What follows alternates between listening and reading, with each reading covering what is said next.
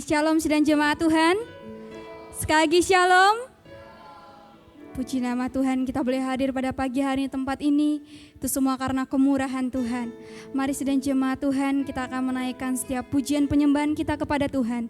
Terlebih dahulu kita mau berdoa kepada Tuhan. Kita mau sama-sama mengatakan dari hati kita. Kita mengatakan kita mau menyenangkan Tuhan melalui pujian kita, melalui setiap penyembahan yang akan kita naikkan. Kita mau mengucap syukur, kita mau mengingat setiap kebaikan Tuhan, setiap pertolongan Tuhan dalam kehidupan kita. Bapak, Ibu, Saudari-saudari yang dikasihi oleh Tuhan, hanya Tuhan yang mengerti setiap kehidupan kita. Hanya Tuhan yang mengerti setiap persoalan yang terjadi dalam kehidupan kita. Mari kita mengucap syukur kepada Tuhan. Terima kasih Tuhan. Kami serahkan ibadah ini ke dalam tangan-Mu Tuhan. Sama-sama katakan, Dia mengerti, Dia peduli. Terkadang kita merasa, angkat pujian dengan segenap hati kita. Tak ada jalan terbuka, tak ada lagi waktu, terlambat sudah. Katakan sama-sama, Tuhan tak pernah berdusta. Tuhan tak pernah berdusta. Kau selalu pegang janji-Mu Tuhan. Dia selalu pegang janjinya. Bagi orang percaya, mukjizat nyata. Kita mau sama-sama angkat pujian dari awal. Sama-sama katakan, terkadang kita merasa.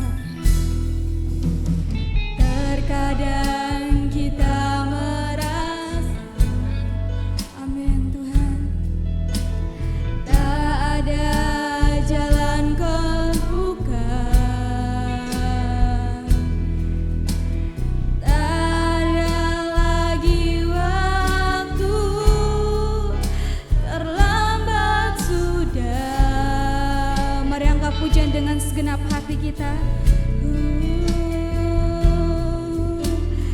Tuhan tak pernah berdusta. Dia selalu pegang janjinya. Amin Tuhan, bagi setiap kami Tuhan, bagi orang percaya, mukjizat nyata. Sama-sama katakan, Dia mengerti, Dia peduli persoalan yang sedang terjadi. Kau mengerti Tuhan, mengerti, Dia peduli persoalan. Amin Tuhan, Kau mengerti setiap hati kami Tuhan. Namun satu yang Dia minta, agar kita percaya sampai mukjizat menjadi nyata. Saya undang bangkit berdiri Bapak Ibu Saudari-saudari. Kita mau angkat pujian dengan segenap hati kita. Terkadang kita merasa, amin Tuhan, tak ada jalan terbuka, tak ada lagi waktu, terlambat sudah. Kau tidak pernah berdusta Tuhan. Amin Yesus. Tuhan tak pernah berdusta. Kau pegang setiap janji-Mu dalam kehidupan kami Tuhan. Dia selalu pegang janjinya. Bagi orang percaya, mukjizat nyata. Katakan, Engkau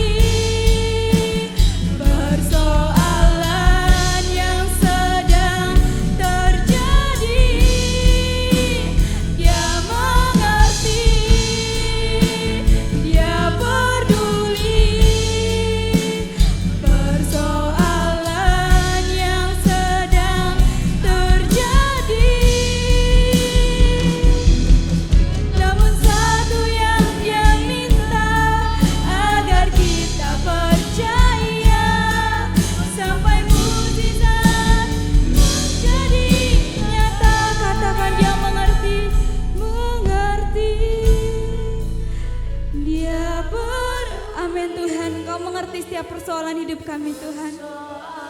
Engkau mengerti setiap masalah dalam kehidupan kami Tuhan.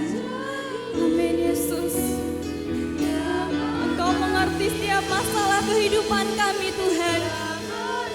Amin Tuhan. Engkau melihat setiap persoalan yang terjadi saat ini Tuhan. Katakan hanya percaya kepada Tuhan. Namun satu yang Dia minta agar kita percaya sampai mujizat. Katakan sekali lagi, Dia mengerti. Dia mengerti. Engkau peduli Tuhan. Engkau tidak hanya mengerti Tuhan, Engkau peduli akan hidup kami Tuhan. Allah yang sedang terjadi. Katakan dengan segenap hatimu, Dia mengerti. Jadikan pujian ini pengakuan iman kita semua bahwa kita memiliki Allah yang mengerti setiap persoalan kehidupan kita. Amin Tuhan. Katakan namun satu yang Dia minta agar kita percaya sampai mujizat menjadi nyata.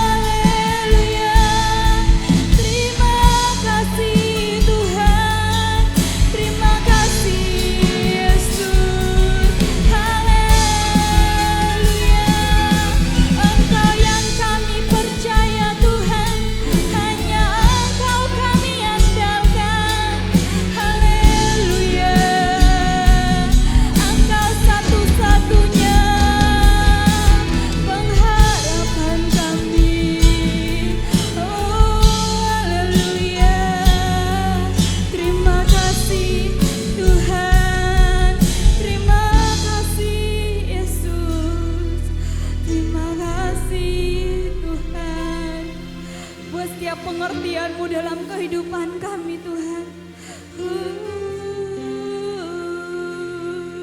Terima kasih. Kau satu-satunya dalam kehidupan kami Tuhan. Kau satu-satunya Allah yang sanggup memulihkan kehidupan kami. Sama-sama kita katakan, satu-satunya yang Kuandalkan.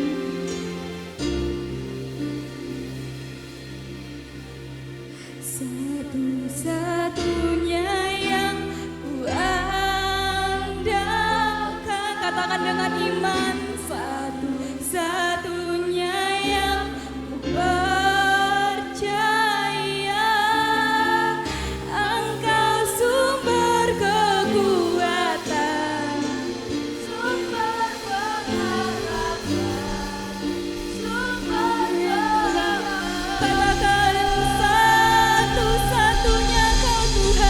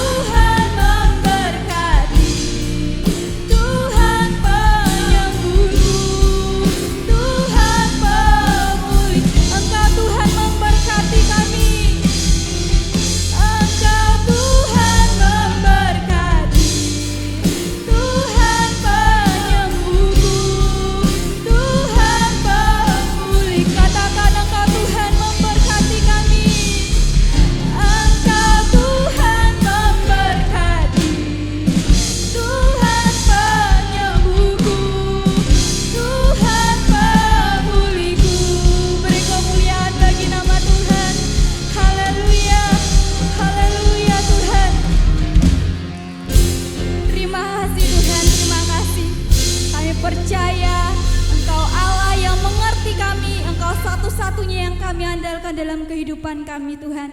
Oleh sebab itu Tuhan, pada pagi hari ini hanya Tuhan yang berkuasa, hanya Tuhan yang disenangkan melalui ibadah kami pada pagi hari ini. Kami siap melanjutkan ibadah ini ya Tuhan, hanya dalam nama Tuhan Yesus Kristus kami ucap syukur.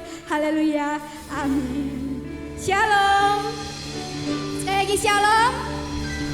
Masih ada sukacita, amin. Kita mau menari buat Tuhan. Walau sana situ sini pusing, semua orang susah, tetapi engkau tetap tertawa. Mari menari buat Tuhan.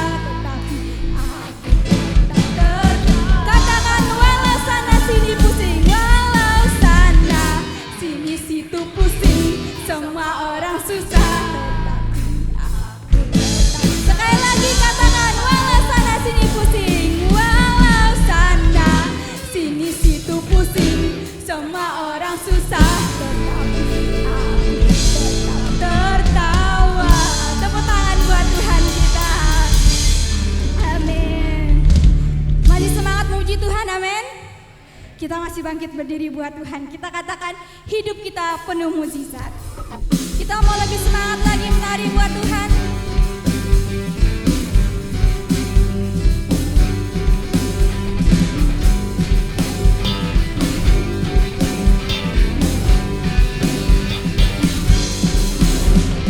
Sebelum dunia ini ada kuasa telah. Katakan sepanjang sejarah manusia, sepanjang sejarah manusia, tak ada yang sanggup menyangkali Kau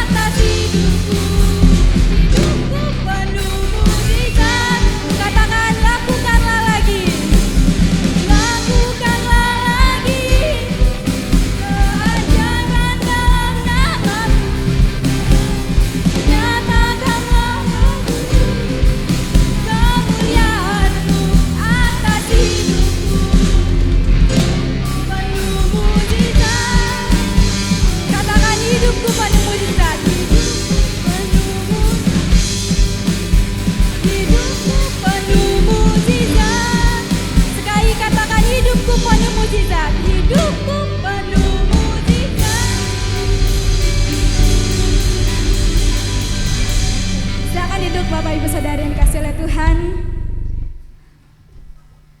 Puji nama Tuhan. Tiba saatnya kita akan mendengarkan firman Tuhan. Namun sebelum itu kita mau memberikan persembahan kita kepada Tuhan.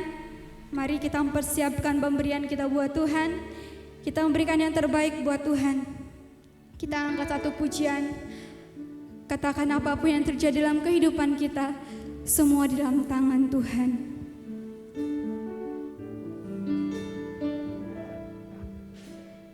Apapun yang terjadi dalam hidupku ini, tak pernah ku ragukan kasih-Mu Tuhan. Katakan, lewat gunung yang tinggi, dalam lembah yang curam, tak pernah ku ragukan kasih-Mu. Katakan sekali lagi, apapun yang terjadi, apapun yang terjadi dalam hidupku ini, tak pernah ku ragukan kasih-Mu Tuhan. Lewat gunung yang, saya undang untuk bangkit berdiri. Kita akan menghormati firman Tuhan yang akan kita dengar. Tak pernah ku ragukan janji-Mu Tuhan. Kau berfirman, Kau berfirman. Mari kita bawa hati kita untuk mendengarkan setiap firman Tuhan pada pagi hari ini. Kau bersabda, dan selamatkanku, tiada yang mustahil bagi-Mu. Yesus, ku percaya pada. Mari Bapak Ibu saudari-saudari yang kasih oleh Tuhan, kita bawa hati kita untuk mendengarkan firman Tuhan. Apapun yang terjadi dalam hidupku ini, tak pernah ku ragukan kasih-Mu. Katakan, lewat gunung yang tinggi, lewat gunung yang tinggi, dalam lembah yang curam, tak pernah ku ragukan kasih-Mu. Kau Tuhan, Kau berfirman dan sembuhkanku. Kau bersabda dan selamatkanku. Tiada yang mustahil bagi-Mu. Yesus, ku percaya pada. Katakan, Kau berfirman. Dengan kasih Kristus saya menyerahkan kepada hamba yang melayani firman Tuhan. Kau bersabda dan selamatkanku. Tiada yang mustahil bagi-Mu. Yesus, ku percaya padamu. Mari kita bersatu hati dalam doa. Ucap syukur Tuhan buat kebaikan-Mu, bahwa setiap apapun yang keluar dari firman-Mu Tuhan, semua berkuasa atas kehidupan kami Tuhan. Semua berasal daripada Engkau Tuhan. Bapa, urapi ruangan ini Tuhan, urapi waktu ini Tuhan. Biarlah semua hanya otoritas daripada Tuhan. Biar hanya kuasa Tuhan yang berkuasa atas ruangan ini Tuhan. Kau juga memberkati setiap hati kami Tuhan, agar mau menerima setiap firman-Mu, agar firman bertumbuh dalam kehidupan kami dan menjadi berkat bagi kehidupan kami Tuhan. Terima kasih Tuhan Yesus, kami sambut firman dengan ucapan syukur. Haleluya, amin. Amin. Selamat pagi, selamat kita beribadah. Ya.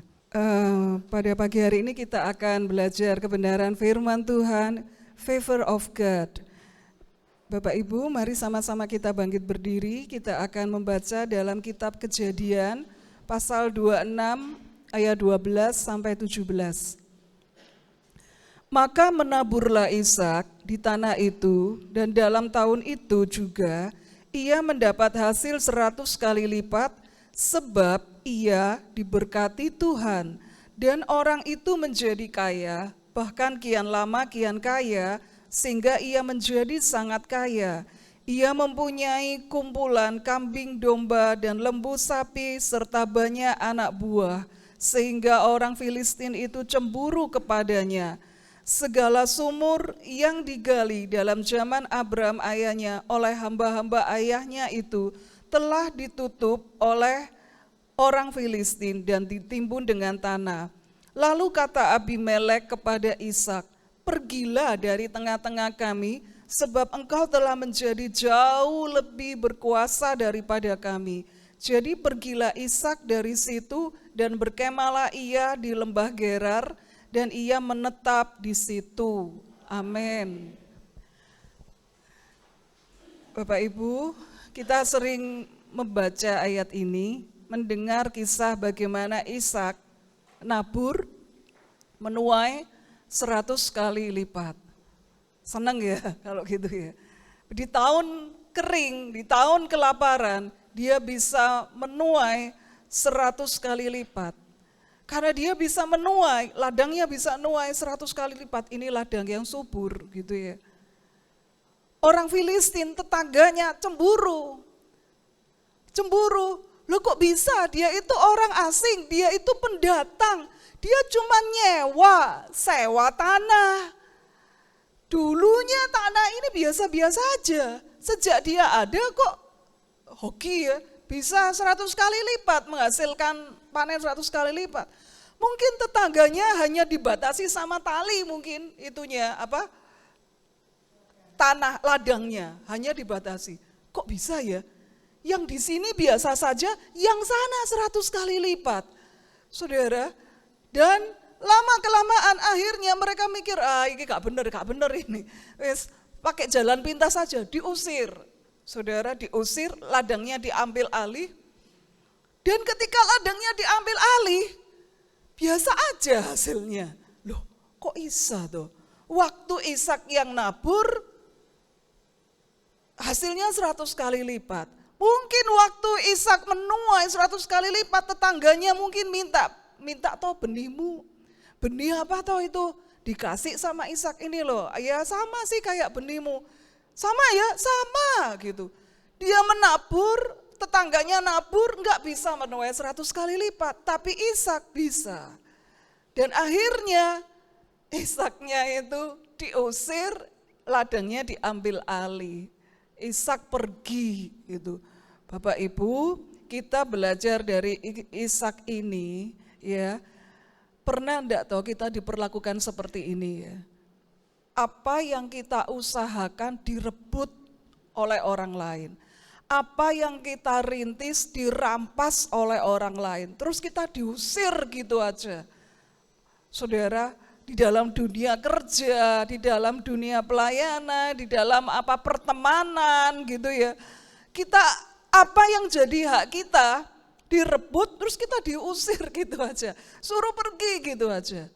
Ishak diusir seperti itu, tapi dia enggak sakit hati. Kenapa, saudara? Nah, kalau kita lihat di sini tadi ayatnya itu ya, ayatnya tadi mengatakan bahwa menaburlah Ishak di tanah itu dalam tahun itu juga ia mendapat hasil 100 kali lipat sebab ia diberkati Tuhan. Kata diberkati ini kata kerja ya. Di dalam tensis bahasa Ibraninya itu ada satu penekanan khusus. Satu penekanan khusus. Jadi sungguh-sungguh diberkati. Jadi bukan hanya cuman diberkati ala kadarnya, tapi sungguh-sungguh diberkati, itu piel. Nah, Bapak Ibu, kalau Ishak di sini dia diusir, dia enggak sakit hati. Kenapa? Karena yang pertama, dia itu ingat identitas dirinya.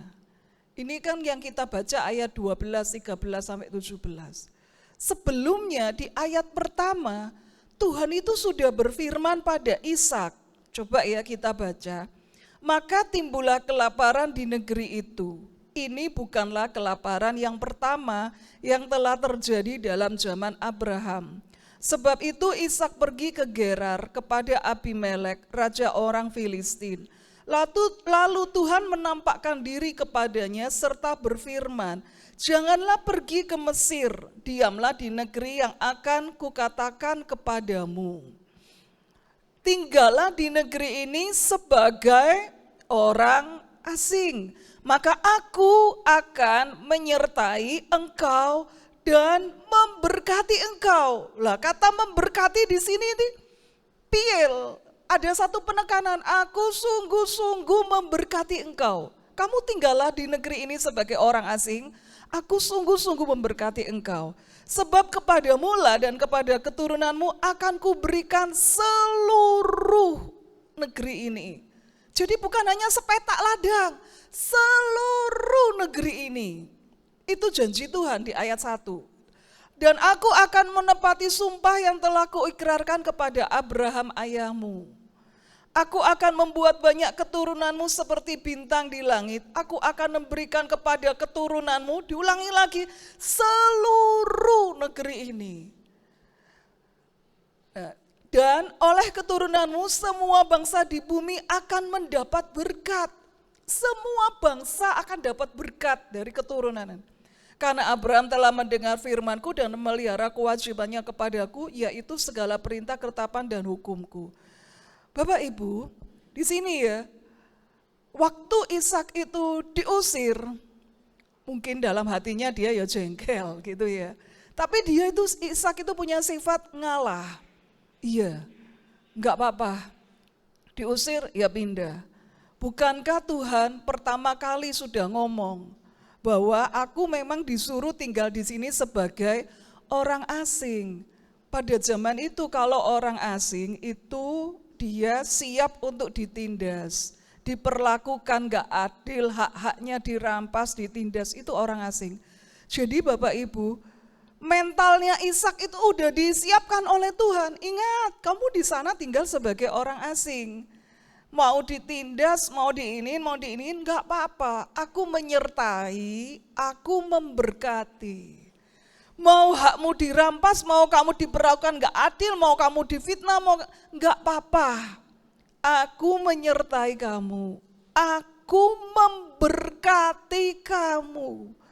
Nah, Bapak Ibu, kita hidup di dunia ini itu juga sebagai orang asing, sebagai pendatang. Sebab itu hati kita jangan melekat di sini. Kita itu hidup di bumi ini hanya sementara, hati kita jangan melekat di sini. Saudara, dan Ishak dia itu orangnya dia menghindari pertengkaran. Ladang diambil, oke. Terus dia gali sumur, sumurnya airnya banyak diambil sekali gitu ya, pindah. Gali lagi sumur, sumurnya airnya banyak dirampas lagi. Yang ketiga, dia gali sumur baru enggak dirampas. Bapak Ibu cobalah, kalau kita itu kerja, ini ideku, ini aku yang membuat, ini aku yang merintis. Habis itu kelihatan hasilnya terus dirampas oleh teman kita, dirampas oleh orang lain. Saudara, direbut oleh kompetitor kita. Gimana perasaan kita? Saudara, mungkin ketika kita teman-teman yang masih kuliah, masih sekolah gitu ya. Aku punya ide seperti ini. Kemudian curhat sama temen toh, aku punya ide kayak gini. Ide kita dicuri sama temen kita. Gitu. Dicuri sama temen kita, dia yang presentasi duluan, ide kita dicuri. Loh, mati aku kok ideku udah dicuri. Nah, saudara gimana perasaan kita? Tapi yang di sini Ishak itu dia punya sifat, aku tahu identitasku. Aku itu orang yang diberkati Tuhan. Ini ladang mau dirampas, ini sumur mau dirampas, enggak apa-apa. Sumber berkat itu bukan dari ladang, bukan dari sumur, enggak apa-apa. Aku orang yang diberkati Tuhan, sungguh-sungguh diberkati Tuhan. Bapak Ibu, kita harus punya iman bahwa kita itu orang yang disertai Tuhan, diberkati Tuhan, sungguh-sungguh diberkati Tuhan. Amin. Nah, kalau saudara, kita ini juga berhak menerima berkat Abraham. Saudara, kalau di dalam Roma atau berapa ini, dan Galatia, dan jikalau kamu adalah milik Kristus, maka kamu juga adalah keturunan Abraham dan berhak menerima janji Allah. Kita ini milik Kristus, kita itu berhak menerima janji Allah. Saudara, kalau kita itu berhak menerima janji Allah, orang yang diberkati Tuhan, ayo Bapak Ibu, jangan karena masalah-masalah sepele itu mencuri damai sejahtera kita. Mau orang lain itu merebut, mau orang lain itu begini begitu, enggak apa-apa. Udah enggak apa-apa, itu receh. Kita hidup itu jangan ngurusi receh. Saudara, kalau anak kecil ya, mungkin kalau anak TK atau yang belum sekolah, ini koin itu mungkin berharga. Ini cuman gopek loh, saudara. Tapi bisa buat beli permen, gitu. Kalau anak TK kan, bisa buat beli permen. Bagi bapak ibu yang udah kerja, yang megang uang jutaan, itu receh. Kalau bapak ibu pergi ke Indomaret, ke Alfamart, transaksi kembalian kurang 100, kurang 200, kasirnya kan bilang, Bu, boleh enggak 100-nya didonasikan? Oh iya silakan. Kita keluar dari Indomaret, kita enggak mikiri, duitku cepet hilang, enggak, udah lupa. Alah receh, udah lupakan aja. Gitu kan. Saudara, beda sama anak kecil kan, gopek bisa buat beli permen, bisa buat beli kerupuk gitu. Kadang-kadang kita hati damai sejahtera kita itu terganggu dan tercuri oleh hal-hal sepele yang kita anggap, yang Tuhan anggap itu sebenarnya itu receh. Nak, itu receh nak, itu cuman ladang, itu cuman sumur. Ngapain gitu aja nggak bisa membuat kamu tidur, nggak bisa membuat kamu makan sepanjang hari, jengkel terus. Ngapain nak, itu receh. Nah, saudara, kalau Tuhan memberkati kita ya Bapak Ibu, Tuhan memberkati kita itu lebih dari uang 20.000 gitu ya, lebih. Kalau Ishak itu dikatakan, aku akan sungguh-sungguh memberkati engkau, itu juga lebih dari uang cepek jing. Lebih dari itu. Coba Bapak Ibu renungkan, berapa nominal uang terbesar yang aku pernah miliki? Di m-banking, di dompet, berapa nominal terbesar yang pernah aku miliki. Tuhan itu sanggup memberkati kita lebih dari itu. Kalau Tuhan memberkati lebih dari itu, terus kita itu ngadepi receh, saudara ayolah, masalah-masalah sepele itu jangan membuat kita itu kehilangan sukacita. Jangan membuat kita itu baper, jangan membuat kita itu bad mood, kehilangan sukacita, yaitu terus seharian marah, seharian gak ada sukacita, receh itu receh gitu. Jadi Bapak Ibu misal kalau ada teman kita yang jengkelin gitu ya, ada apa yang jengkelin, udahlah di otak kita anggap halah receh. Seperti aku ke Indomaret, kasirnya bilang, 200 boleh didonasikan, boleh. Keluar dari pintu Indomaret, udah kita nggak mikir, kok aku nggak dikasih kembalian 200? Ya nggak sampai sebegitunya, saudara, karena kita nganggap receh. Ayo Bapak Ibu, ini loh paradigmanya Ishak itu seperti itu. Aku itu orang yang sungguh-sungguh diberkati Tuhan. Dia mau ngambil ladangku, dia mau ngambil sumurku, gak apa-apa. Aku percaya, aku itu orang yang sungguh-sungguh diberkati Tuhan. Ampuni, Sulit, sakit, tapi belajar ngampuni. Kita harus punya paradigma, receh itu receh. Juga receh, gitu ya menyakitkan. Itu bukan uang receh, itu kalau sampai itu menang, aku menang tender gitu ya. Itu ratusan juta di mata Tuhan. Receh nak, receh itu. Saudara, aku bisa memberkati engkau lebih dari itu. Ayo Bapak Ibu, kita harus tanamkan di otak kita bahwa kita itu, identitas kita itu orang yang sungguh-sungguh diberkati Tuhan. Yang kedua, mari kita itu mau fokus pada visi besar Tuhan. Tuhan itu ngomong, aku akan memberikan seluruh negeri ini kepadamu. Bukan cuma satu sumur. Bukan cuma sepetak ladang, seluruh negeri ini. Makanya Ishak dia nggak bingung. Mau ladangnya diambil, mau sumurnya diambil nggak apa-apa. Satu kali nanti keturunanku, entah keturunan yang keberapa, itu akan mewarisi bukan hanya ladang itu, bukan hanya sumur itu, tapi seluruh negeri ini akan diwarisi oleh keturunanku. Ini visi besar Tuhan. Bapak Ibu, ayo kita harus hidup berfokus pada visi besar Tuhan. Jangan mikirin receh ya gitu ya. Jangan mikirin hal-hal yang sepele yang membuat energi kita terkuras. Jangan membuat sukacita kita hilang. Jangan. Saudara, membuat kita kehilangan sukacita, nggak bisa tidur, nggak bisa makan, bad mood, baper, dan lain sebagainya, eman-eman. Ya, capek rasanya itu seperti ini. Gembala-gembalanya Ishak tukaran sama gembala-gembalanya penduduk setempat, gembala-gembalanya tanah Gerar. Rebutan sumur, mereka bertengkar.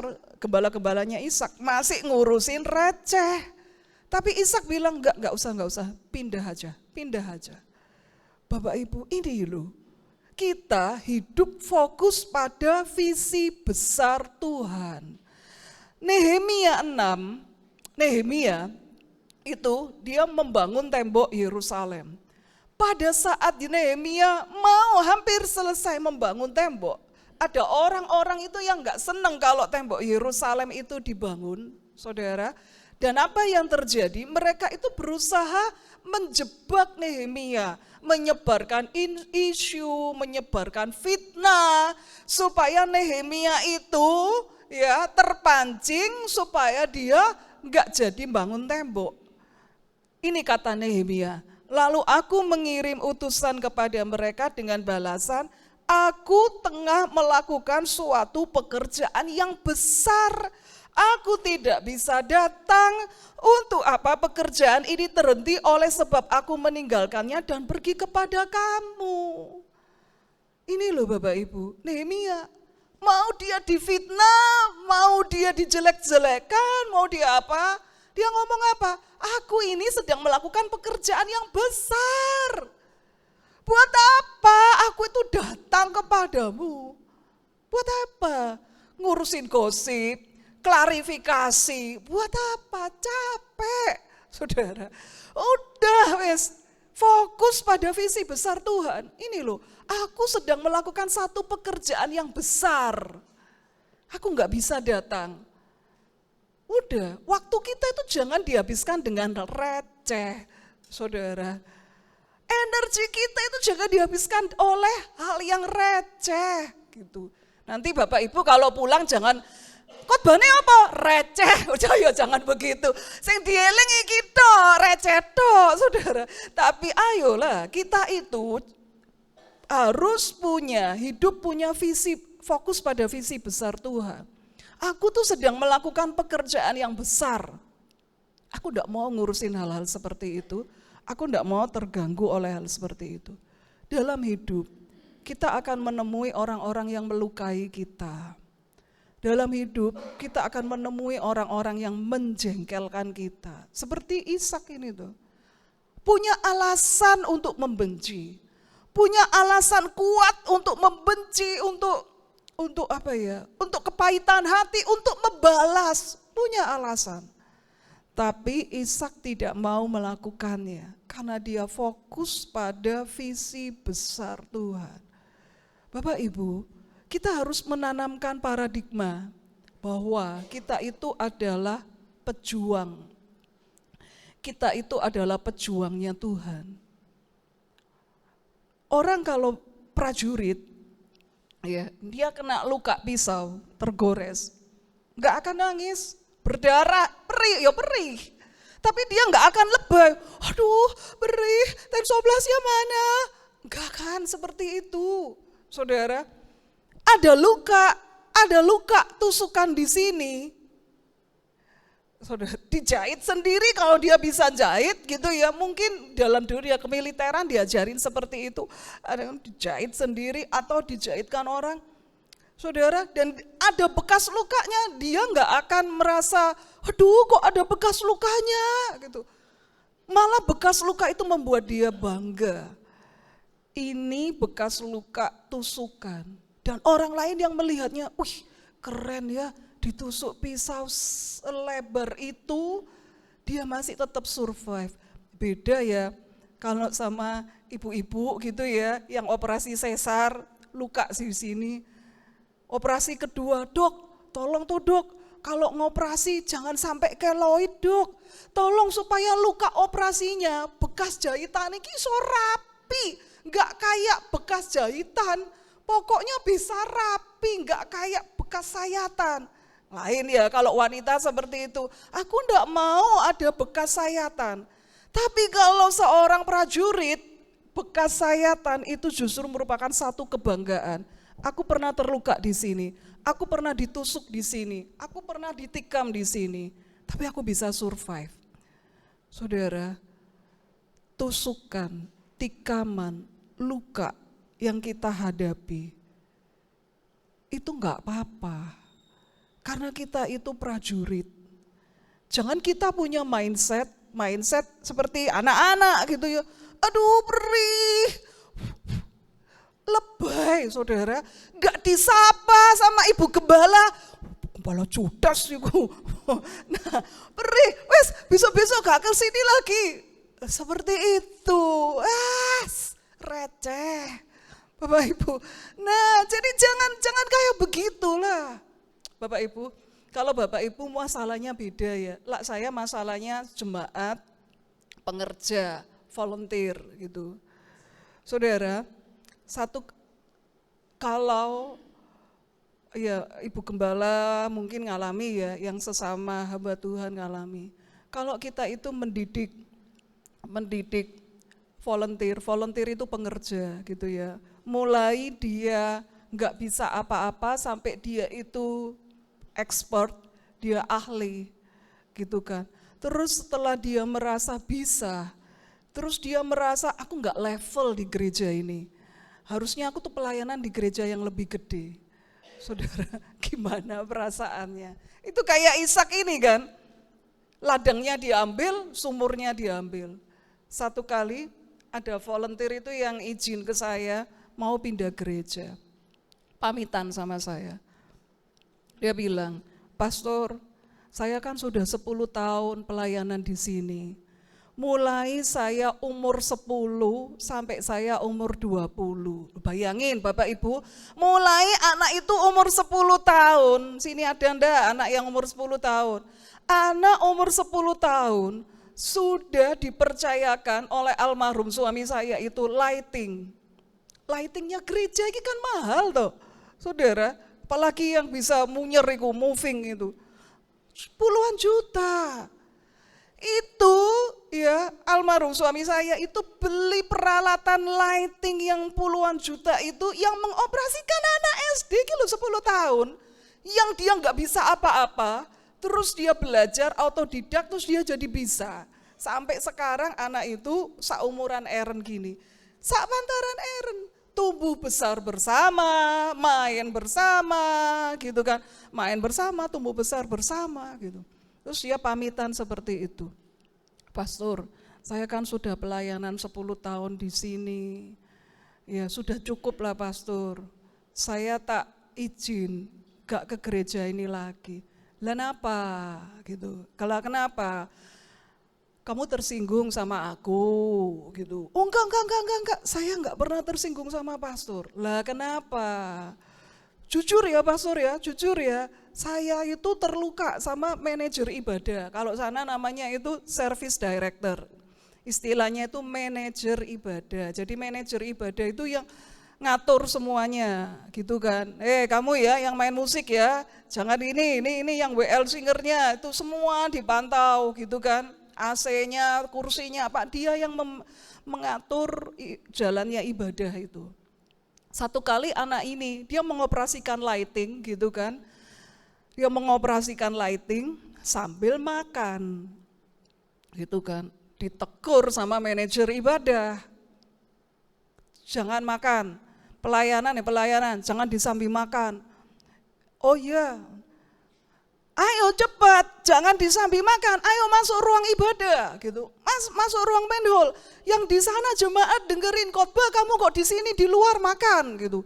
Waduh, tukaran Bapak Ibu, tukaran sama manajer ibadah gitu ya. Saling bantah-bantahan, saling bentak-bentakan. Ya inilah generasi stroberi ku ya kaya ngene iki. Generasi stroberi itu ya gini nih. Kalau kita ya yang umur sekarang ini yang umur 30, 40, 50 itu kan bukan generasi stroberi, generasi duren. Ya beda ya lah, duren itu jatuh dari pohon ceplok gak akan nganu gitu ya. Stroberi kelihatannya cantik merah dipencet gini mlet gitu, meletek, belenjak kan gitu. Gak bisa menerima tekanan gitu kan. Saudara, ya jadi seperti itu. Dia marah, dia tersinggung. Bapak Ibu, terus dia marah, dia tersinggung. Saya ngomong ke anak ini, saya kasih pengertian.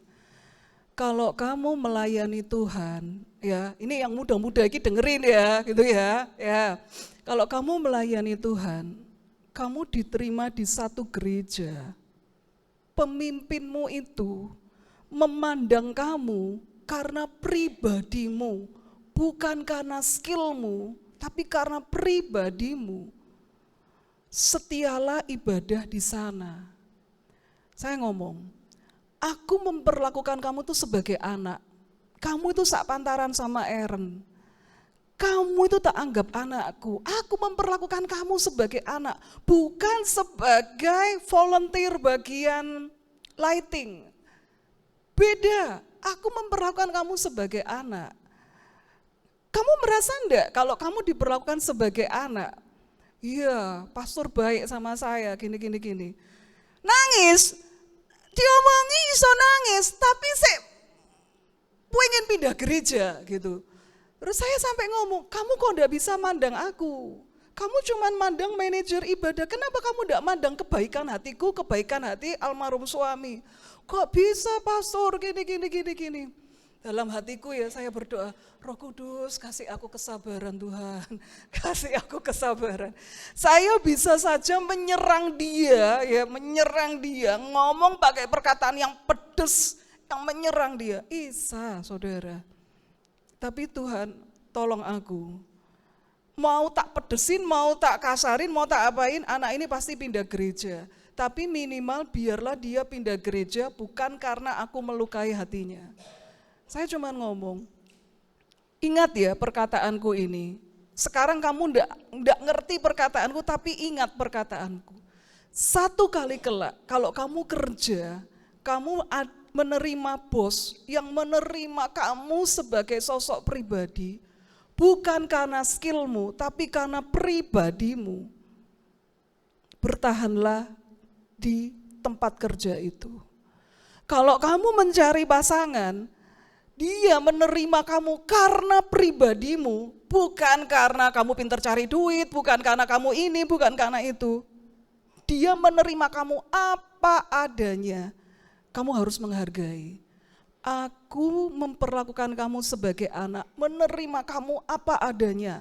Namanya anak itu bisa nakal, namanya anak itu bisa emosi, namanya anak itu ya bisa jengkelin. Aku menerima kamu apa adanya, emosimu, dia jengkelin lah apalah ini itu saya menerima. Aku menerima kamu. Karena apa? Aku memperlakukan kamu sebagai anak. Tapi tak omongin ngono mental, saudara. Mental, gak bisa nangis. Tapi tetap pamitan gitu. Karena saya menghargai pastor, makanya saya pamitan gitu. Lah saya gak menghargai pastor, aku gak pamitan, aku langsung bludus gitu. Ya wes. Dah, saudara, kalau dulu seperti itu, hati saya itu akan terluka. Kebangetan iku gerejane sing kono iku kebangetan. Wis kebangetan sing sana. Saya akan terluka, saya akan sakit hati, saya akan marah. Tapi sekarang saya sudah kebal gitu. Mau dilukai seperti apa, mau disakiti seperti apa gitu ya. Tuhan itu ngajarin saya untuk bisa punya hati yang legowo, ikhlas gitu. Kamu mendidik seseorang sampai pinter, setelah dia pinter dia pindah, ya udah. Namanya orang harus legowo. Namanya orang harus berikhlas, harus belajar untuk ikhlas gitu. Sakit saudara. Tapi saya mikir enggak, sudahlah, aku sudah maksimal untuk dia. Tapi dia seperti itu ya sudah. Udah enggak usah dipikirin, enggak usah merasa terluka atau gimana. Dalam pikiran anggap aja receh, kan gitu kan? Anggap aja Allah receh, enggak usah kehilangan damai sejahtera gara-gara seperti itu. Saudara, Bapak Ibu, apa tuh yang membuat kita seringkali kehilangan damai sejahtera? Udah, anggap aja itu receh. Gak usah hal-hal kecil itu, hal-hal sepele itu membuat kita itu berantem, bertengkar, dan lain sebagainya. Saudara, ini yang kedua, gitu ya. Ini yang kedua. Yang ketiga, Tuhan itu memberikan pada Ishak itu favor. Favor itu kebaikan hati Tuhan. Ayat 26, pasal 26 ayat 23 mengatakan, dari situ ia pergi ke Beersheba, lalu pada malam itu Tuhan menampakkan diri kepadanya serta berfirman, Akulah Allah ayahmu Abraham, janganlah takut sebab aku menyertai engkau, aku akan memberkati engkau dan membuat banyak keturunanmu karena Abraham hambaku itu. Saudara, di sini waktu Ishak itu udah enggak bertengkar, dia menghindar dari gembala-gembala Gerar itu yang rebutan sumur, dia menghindar. Langsung Tuhan itu malamnya nampakkan diri lagi pada Ishak, ngomong ke Ishak, aku Allah ayahmu Abraham, jangan takut, aku menyertai engkau, aku akan memberkati engkau. Sekali lagi kata memberkati itu tensisnya piel, aku sungguh-sungguh memberkati engkau. Jadi Bapak Ibu, kita harus tanamkan di otak kita, aku itu orang yang diberkati Tuhan. Mau orang merebut, mau orang menusuk dari belakang, mau orang jahatin aku orang yang diberkati Tuhan. Saudara, ini tanamkan di dalam hati. Apa tuh God's favor itu? God's favor itu adalah isi hati Tuhan yang baik. Itu ya. Tuhan memiliki rancangan-rancangan yang baik untuk kita. God's favor itu adalah keberpihakan Tuhan kepada kita. Saudara, kalau atasan kita berpihak pada kita, senang sama kita, wah dunia ini terasa surga kan. Keberpihakan Tuhan pada kita itu bisa dalam bentuk perlindungan, kesempatan, kita diberi oleh Tuhan kesempatan. Sementara orang lain gak ada kesempatan, kita mendapatkan kesempatan, privilege, hak istimewa, keberpihakan Tuhan pada kita. Saudara, jadi Tuhan itu lebih berpihak pada kita daripada pada orang lain. Tuhan kasih kesempatan pada kita daripada pada orang lain. God's favor itu bisa diartikan keberuntungan. Waktu Ruth ada di ladangnya Boas, dia memetik bulir jelai yang kececeran di ladangnya Boas. Terus Boas itu manggil Ruth, Boas itu ngomong, kamu jangan pergi kemana-mana, udah kamu di ladangku aja. Kamu pergi ke ladangku, kamu memungut jelai yang kececeran di ladangku aja. Terus Ruth itu berkata apa? Siapakah aku hambamu yang hina ini, sehingga aku mendapatkan keberuntungan sebesar ini dari Tuanku. Favor dari Tuanku. Saudara, ini keberuntungan. Orang lain katakan kamu beruntung yo, kamu tuh hoki ya. Kalau hoki ya itu random. Random itu nggak selalu kita, kadang orang lain. Tapi kalau ini favor itu selalu aku dan selalu aku dan selalu aku. Orang lain mungkin katakan, ih tanganmu itu tangan pembawa hoki nih. Iki garis tangannya ini garis tangan hoki. Mungkin kalau orang lain ngomongnya seperti itu. Karena dia tidak ngerti bahwa dalam hidup kita itu ada God's favor, ada kebaikan Tuhan. Keberuntungan yang Tuhan beri dalam hidup kita. Keberuntungan itu bisa membuat kita mendapatkan kemudahan atau kemurahan dari orang lain. Kemudahan bukan karena saudara ganteng, bukan karena saudara cantik, bukan. Tapi karena orang lain itu merasa, kenapa ya? Kok aku kalau sama dia, kok merasa sakno, kok merasa kasihan. Kenapa ya kok aku tuh kalau sama dia itu kok bisa murah hati gitu. Kalau sama ini, wes tego-tegoan aku, kalau sama dia, wes gak usah tego-tegoan. Tapi kalau sama dia kok aku merasa kasihan. Kalau sama dia kok aku harus merasa yaitu memberi sesuatu. Saudara, itu God's favor. Keberuntungan. God's favor, mendapat kemudahan, kemurahan dari orang lain. Isi hati Tuhan yang baik. Bapak Ibu, ayo dalam hidup kita harus percaya. Ada dalam hidupku itu, ada favornya Tuhan. Dalam hidupku itu, aku itu, Tuhan itu berpihak kepadaku. Hatinya tertuju kepadaku. Aku akan mendapatkan keberuntungan. Saudara, ini yang dialami oleh Yusuf. Bukan berarti kalau orang mendapatkan God's favor itu bukan berarti orang itu gak ada masalah. Enggak. Ya tetap ngalami masalah. Yusuf itu contohnya. Bahkan sampai yang tragis itu dia dimasukkan ke dalam penjara, difitnah, dimasukkan dalam penjara. Tapi Alkitab mengatakan apa? Tuhan melimpahkan kasih karunia-Nya kepada Yusuf. Sehingga Yusuf menjadi kesayangan kepala penjara. Justru di titik terendahnya Yusuf, Tuhan itu melimpahkan kasih setia-Nya. Yusuf menjadi kesayangan kepala penjara. Dia mendapatkan favor. Saudara, mau di titik terendah sekalipun. Bapak Ibu kan saat ini kita nggak ada di penjara. Penjaranya Yusuf itu penjara bawah tanah. Kita kan nggak sampai ada di titik seperti itu. Bapak Ibu, kita kan jauh lebih baik nasib kita dari Yusuf. Ayo, tanamkan di hati kita bahwa aku mendapat favornya Tuhan. Aku orang yang dicintai Tuhan. Yusuf bisa saja dia berpikir, Tuhan apa engkau tidak sayang aku? Kenapa grafik hidupku tuh naik turun, naik turun, naik turun, naik turun. Jadi anak kesayangan Bapak terus grafiknya merosot tajam. Jadi budak. Dari jadi budak terus kemudian naik, jadi orang kepercayaannya Potifar gitu. Kemudian dari orang kepercayaannya Potifar difitnah oleh istri Potifar, dijebloskan ke dalam penjara, merosot tajam, terjun bebas di penjara. Kenapa Tuhan selalu aku ngalami seperti ini?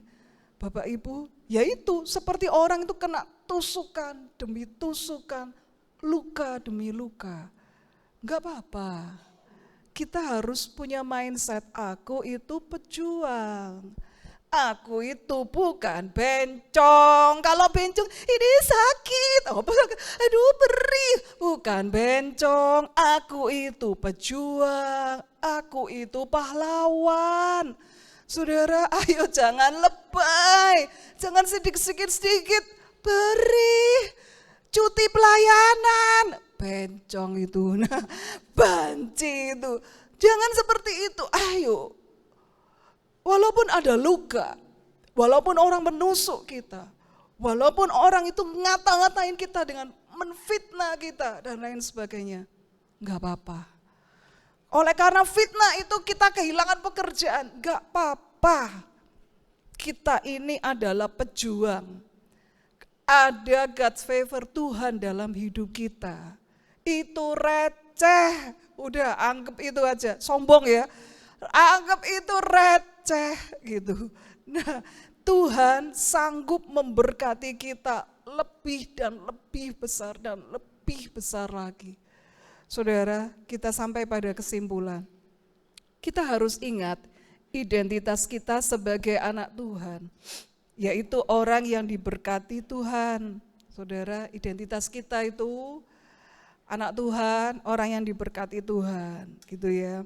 Berfokuslah pada visi besar Tuhan, bukan pada sakit hati, bukan pada kepahitan hati.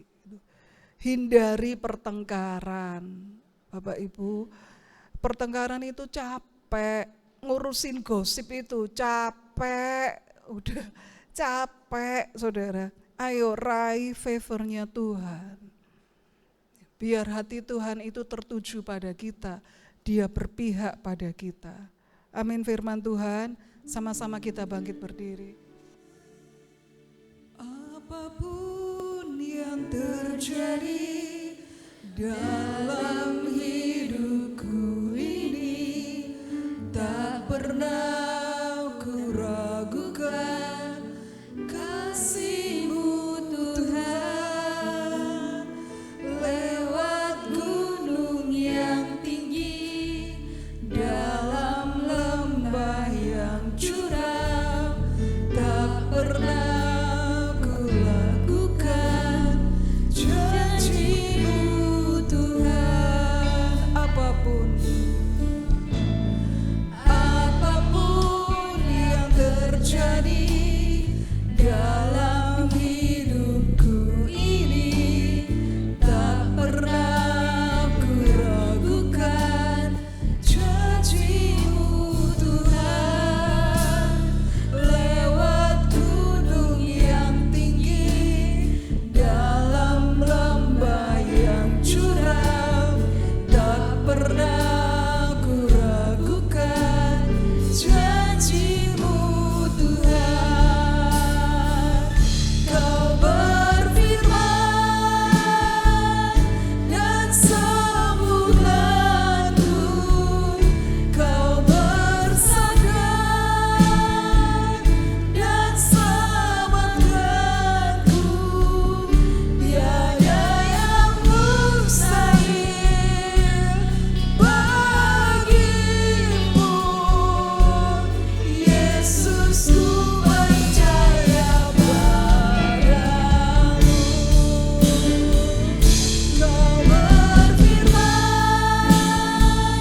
dan sembuhkanku, Kau bersabda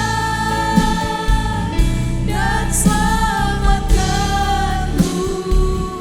Tiada yang mustahil bagimu, Yesus, ku percaya padamu. Yesus, ku percaya padamu. Sekali lagi, Yesus, ku percaya padamu. Terima kasih ya Tuhan. Melalui firman-Mu Engkau mengingatkan kami bahwa Engkau mengasihi kami, bahwa Engkau sudah memberikan kepada kami favor-Mu, kebaikan hati-Mu, Hati Tuhan tertuju pada hidup kami. Engkau berpihak atas hidup kami. Ajari kami untuk hanya berfokus padamu Tuhan, pada visi besar Tuhan yang Tuhan berikan, yang Tuhan tanamkan dalam hidup kami. Terima kasih Tuhan, ampuni kelemahan-kelemahan kami.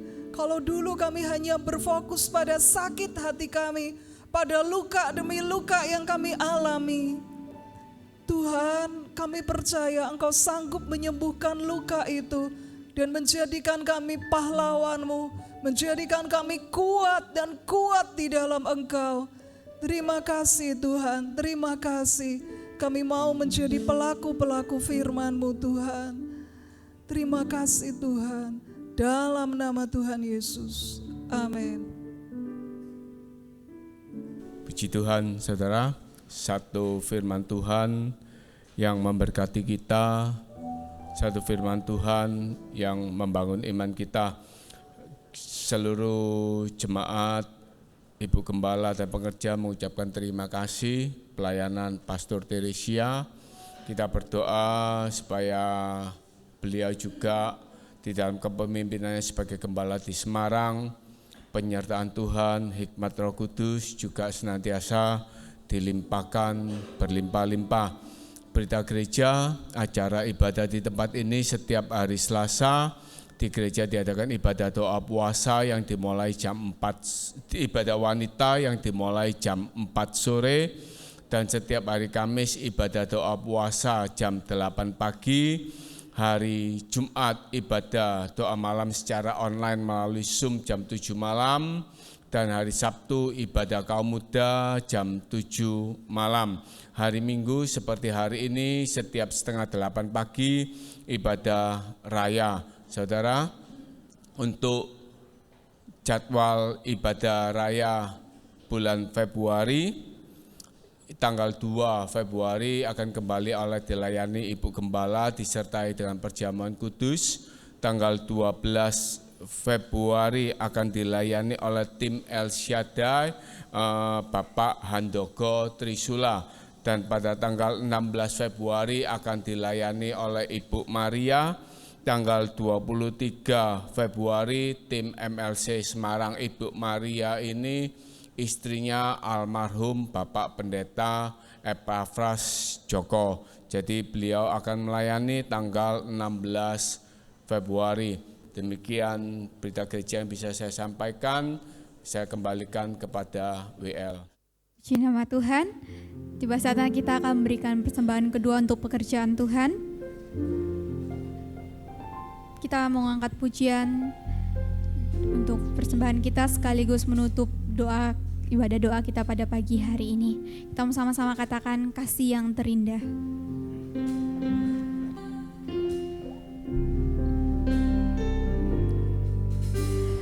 Kasih yang terindah,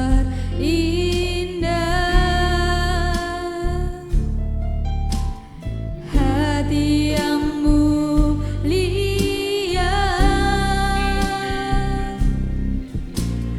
hanya ku temukan di dalam-Mu, Yesusku. Pujian dari hatiku, selalu di setiap waktuku, tiada pernah berubah kasih-Mu.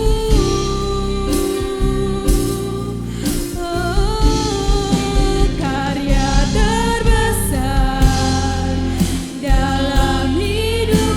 Sidang jemaat Tuhan, saya undang untuk bangkit berdiri. Dan kita akan mengakhiri ibadah kita pada pagi hari ini. Akanku, Engkaulah harta yang tak ternilai, yang ku miliki dan ku hargai. Yesus, Engkau bukan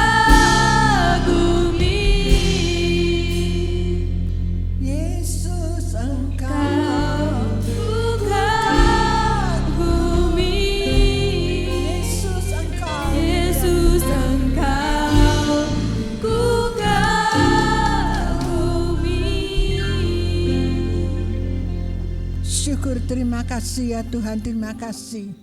Pagi hari ini kami mendapatkan berkat yang luar biasa Tuhan melalui firman-Mu. Tuhan, kami hidup dalam favor-Nya Tuhan, di dalam kemurahan-Nya Tuhan, di dalam anugerah-Mu ya Bapa. Tuhan, firman-Mu ajarkan kami supaya kami Tuhan tidak hidup selalu menurut kata hati kami, menurut Tuhan kemauan kami ya Bapa. Kami belajar dari firman-Mu. Kami belajar seperti Ishak ya Tuhan, mengalah karena dia tahu janji Tuhan, dia pegang janji Tuhan. Jemaat yang dikasihi Tuhan, Tuhan berjanji kepada kita semua dan kita pegang janji Tuhan itu. Tuhan berkati para pemain musik, berkati leader singer ya Bapak, berkati seluruh jemaat-Mu yang hadir pada pagi hari ini ya Bapak. Berkati juga Tuhan hamba-Mu Pastor Tresia, pelayanannya yang di Semarang. Tuhan tolong, Tuhan beri hikmat, pengurapan, pembukaan firman-Mu dengan limpahnya. Tuhan campur tangan di dalam kehidupannya, anak-anaknya. Tuhan tolong ya Bapak. Terima kasih Tuhan, terima kasih. Jemaat yang dikasihi oleh Tuhan, jika engkau benar-benar sungguh-sungguh mendengarkan firman Tuhan dan engkau melakukannya dengan setia, maka segala berkat ini pasti datang kepadamu dan menjadi bagianmu. Diberkati engkau pada waktu masuk rumah Tuhan, diberkati engkau pada waktu keluar dari rumah Tuhan, diberkatilah kesehatanmu, diberkatilah seluruh keluargamu, diberkatilah usaha pekerjaanmu, studimu. Terima kasih Tuhan, terima kasih. Mari jemaat yang dikasihi Tuhan, kita akan pulang dengan membawa damai sejahtera dari Allah Bapa, cinta kasih pemeliharaan Tuhan Yesus, persekutuan dalam kuasa Roh Kudus ada menyertai kita semuanya. Dalam berkat nama Tuhan Yesus Kristus. Yang percaya kita katakan amin. Haleluya. Karya terbesar